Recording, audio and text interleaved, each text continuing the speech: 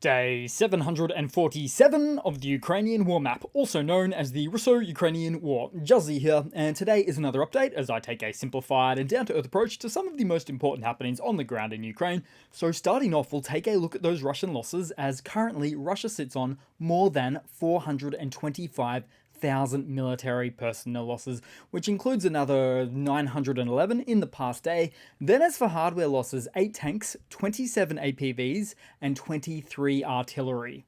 But I think that we should start adding successful targets hit inside of Russia into this mix, because we'll head over to the map now and start out in the Russian motherland, as there was yet another large fire in the Moscow region, and another warehouse gone.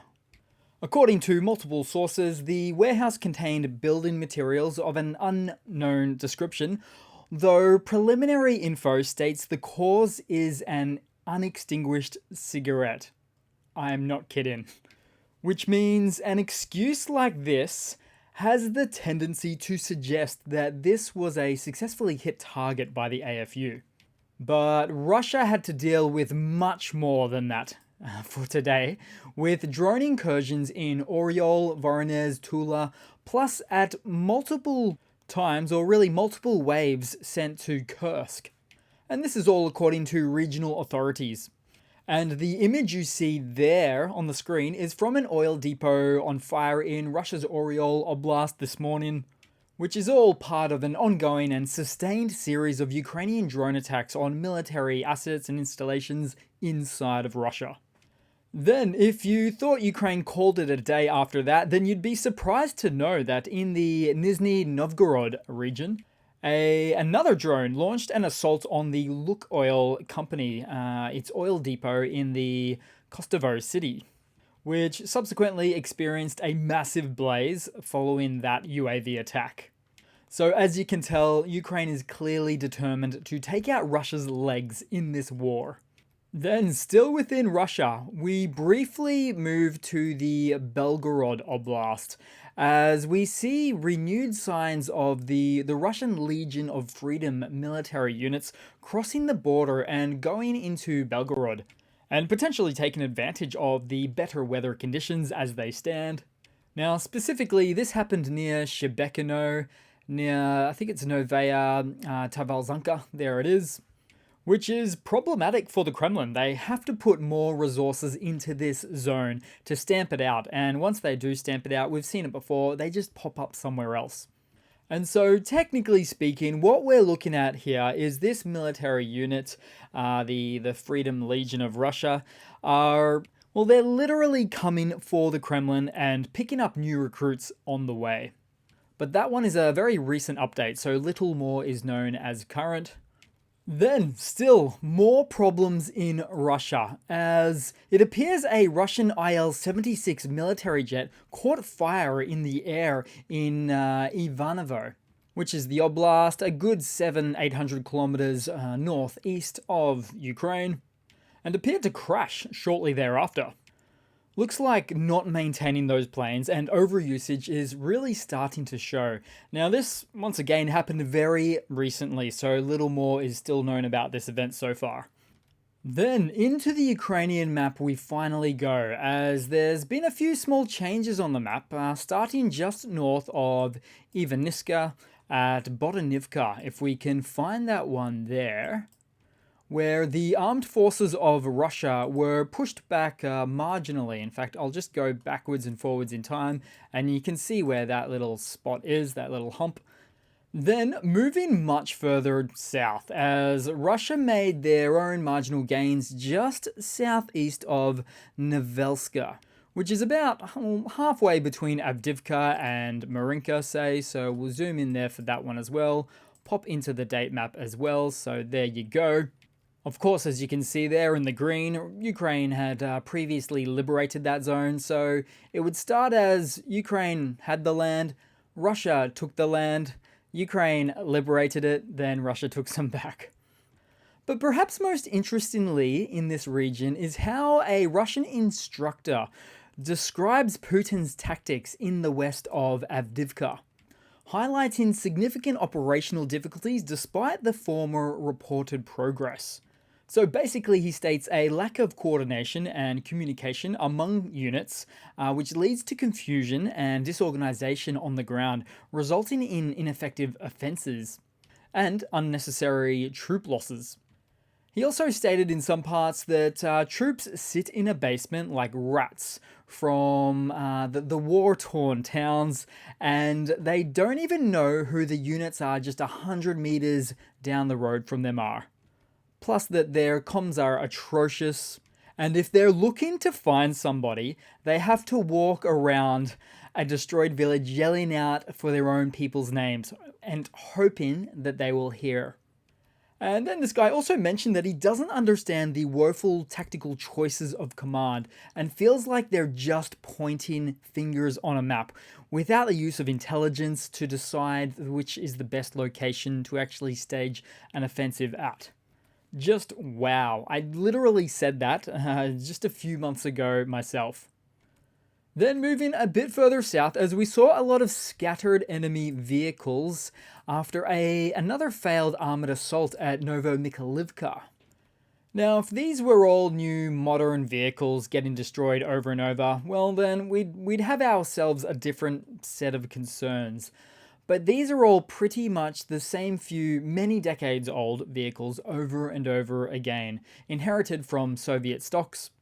So these unsustainable finite resources are particularly wasteful. And I do very much bet that someone's too scared to tell Putin that their fields of the old Soviet stockpiles are slowly but surely being emptied of their operable light and heavy armor. Not that they have the industrial capacity to replace them en masse. Then, somewhere in the east, the Ukrainian National Guard, so their 3rd Brigade, aka the Spartan Brigade, stops another enemy column using FPV and artillery, resulting in catastrophic explosions of 4 vehicles. Then, also in the east, the 46th Airmobile Brigade repelled a Russian mechanized attack in the eastern direction, leading to the destruction of at least 6 heavy pieces of equipment. But then also, and impressively, near Marinka, we saw the results of a Ukrainian FPV munition flight into a Russian TOS-1A thermobaric multiple rocket launcher, causing a massive detonation.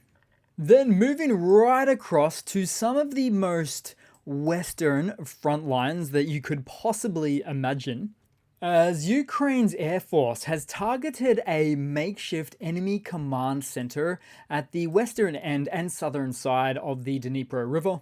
So this targeted ship has been used as an observation post in recent times by the Russian forces, although your first question might be, what on earth is a ship doing as a command post close to frontline activity? Well, that ship was actually stranded there after Russia destroyed the Kakhovka Dam in a panic some time ago after losing the northern bank to the Ukrainian forces. So almost like a shipwreck. And so since Russian forces more recently decided to set up an observation point and electronic warfare system on the ship, its days were clearly numbered. Then headed across to some news for the day. So 12 Ukrainian pilots are expected to be combat ready for flying F-16 fighter jets by summertime, after training in Denmark, Britain, and the US.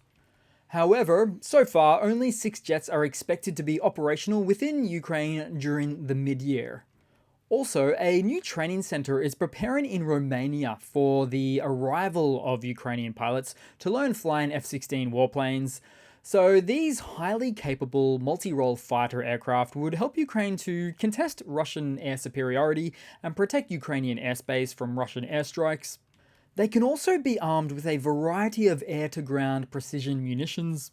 But specifically on the first point mentioned, their use of the AIM-120Ds, the air-to-air missiles, which have a range that is comparable, if not a tad more, than the Patriot PAC-2 missiles. So these AIM-120Ds have a range of about 180 kilometers.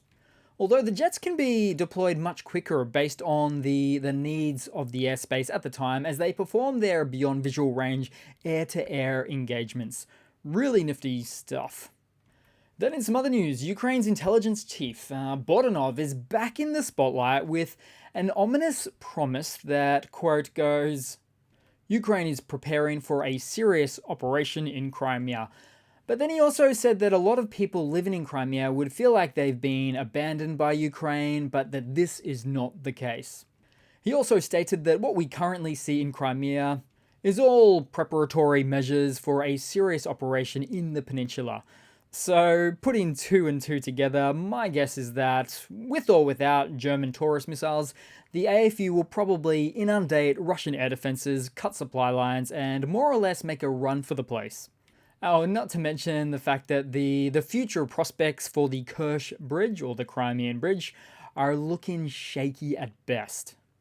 Then headed across to a quick military blunder segment today, guys. So Russian soldiers from the world's second army show how they're getting drinking water on the front lines. And we've seen it before, so not much to this one, but I bet they were coming to Ukraine to loot some treasures in paradise.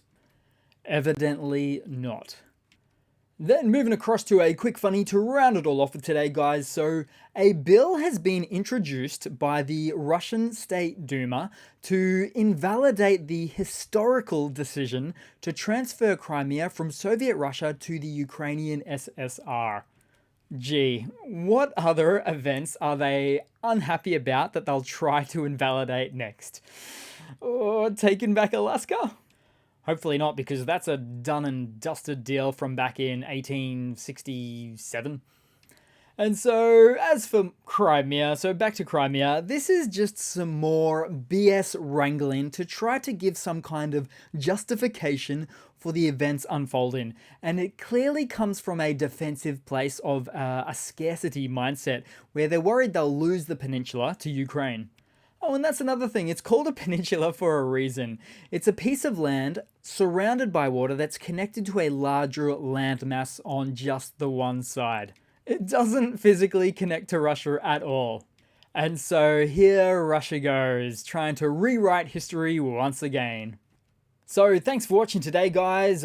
Please continue to like and comment. I do see it, and I really do always appreciate it, and all of the support, of course, as well. So yeah, thanks again, and I do hope to see all of you guys there in the next one. Cheers!